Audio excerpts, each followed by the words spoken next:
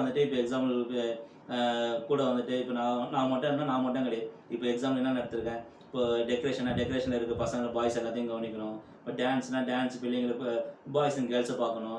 இப்போ டிஜே வந்தால் டிஜே எல்லாத்தையும் பார்க்கணும். ஃபோட்டோகிராஃபி வீடியோகிராஃபி அவங்களையும் நம்ம பார்க்கணும். இவங்க எல்லாருக்குமே ஆர்கனைஸ் பண்ணுறது சாதாரண விஷயம் கிடையாது சார். எல்லாம் அதுவும் அந்த தருணத்தில் வேற திடீர்னு யாரும் ஒருத்தர் எஸ்கேப் ஆகிடுன்னு வச்சிங்களேன், சரியில்லை உடம்பு சரியில்லை அது சரியில்லைனா இமீடியட்டாக நம்ம வந்து ஒரு பேக்கப் சோர்ஸ் வச்சுக்கணும். ஒரு ஈவெண்ட்ஸ் வந்து ஒரு நிகழ்ச்சி பண்ணுறது வந்து சாதாரண விஷயம் கிடையாது. நிறைய டாஸ்க் இருக்குது.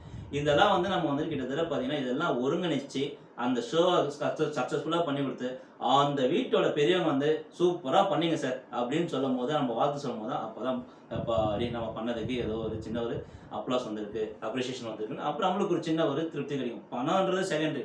நம்ம பண்ணி கொடுத்தா அவங்களுக்கு திருப்தியா அந்த அவங்க வாயிலேருந்து சொல்லும் போது நம்ம அந்த ஒரு சாட்டிஸ்ஃபைடே வரும். அட்மினிஸ்ட்ரேஷன் பவர்ன்றது மிகப்பெரிய டாஸ்க். ஒரு எல்லாத்தையும் ஒருங்கிணைச்சு நம்ம கொண்டு போய் ஒரு பிஸ்னஸ் பண்ணுறது அந்த எக்ஸாம் நான் பண்ணுற பிஸ்னஸ்